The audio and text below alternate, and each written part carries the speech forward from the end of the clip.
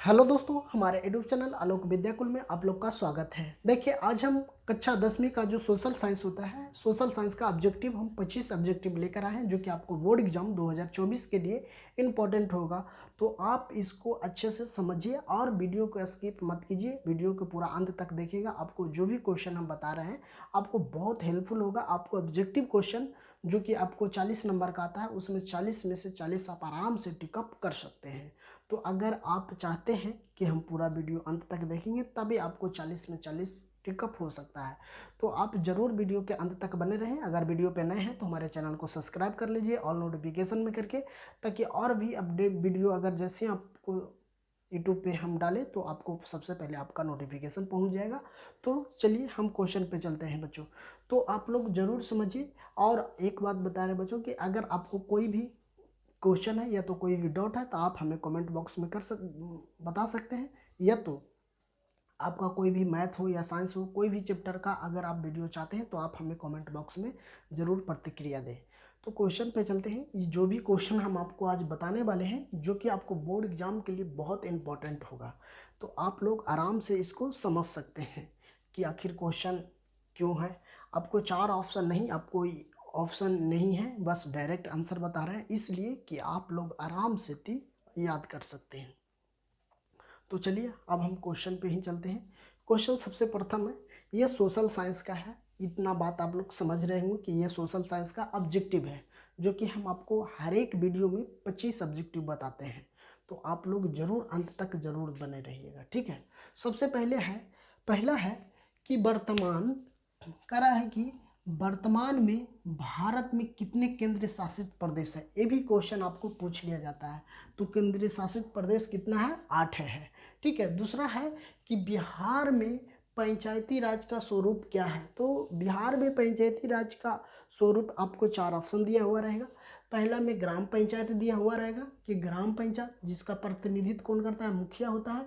ये पंचायत समिति होता है, एक जिसको पंचायत समिति से हर एक एगो पंचायत समिति होता है एक ब्लॉक में।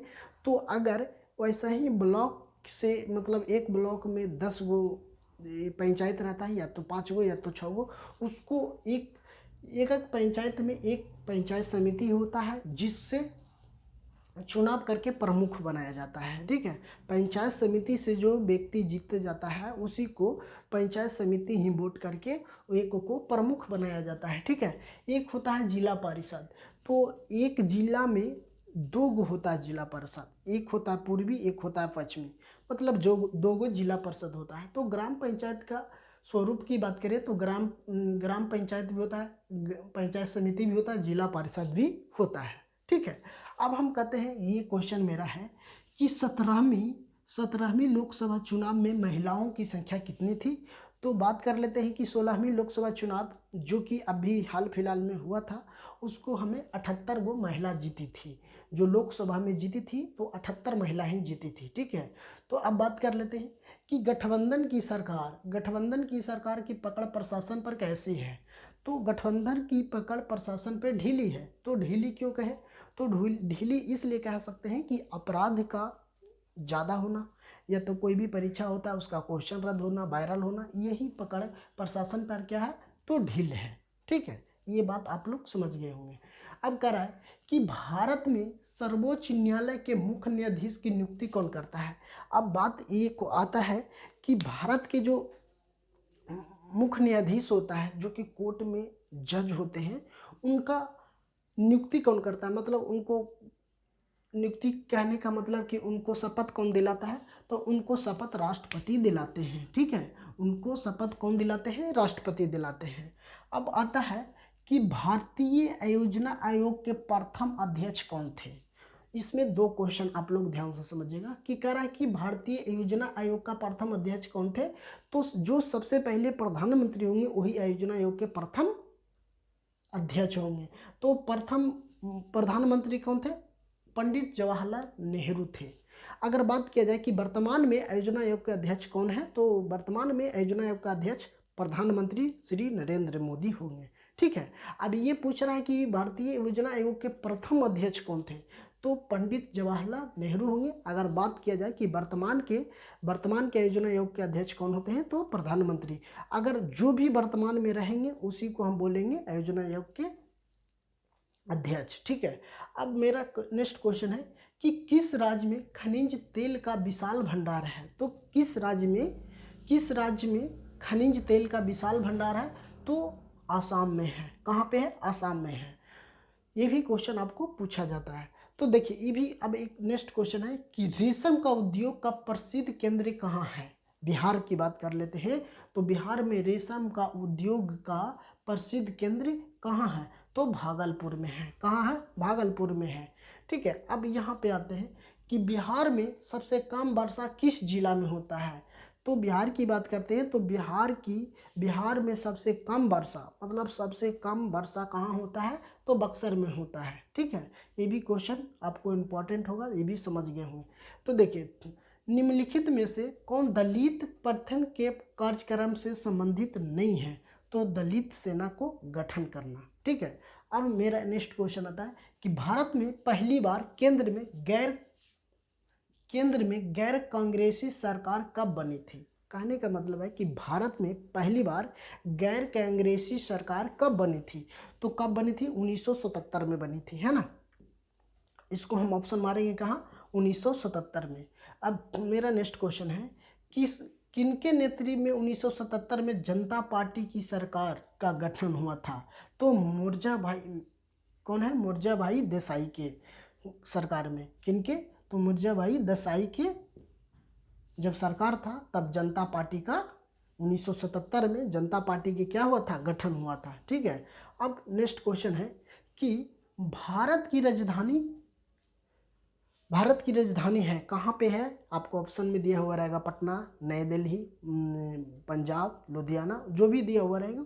तो आपको सबसे पहले याद है न्यू दिल्ली है, तो हम न्यू दिल्ली ही पे टिक करेंगे, मतलब जो गोला का रंग करना है तो न्यू दिल्ली में करना है। अब नेक्स्ट क्वेश्चन मेरा आता है कि 26 दिसंबर, है ना, 26 दिसंबर 2004 को विश्व के किस हिस्से में म्यांमार सुनामी आया था, है ना, भयंकर सुनामी आया था। कब?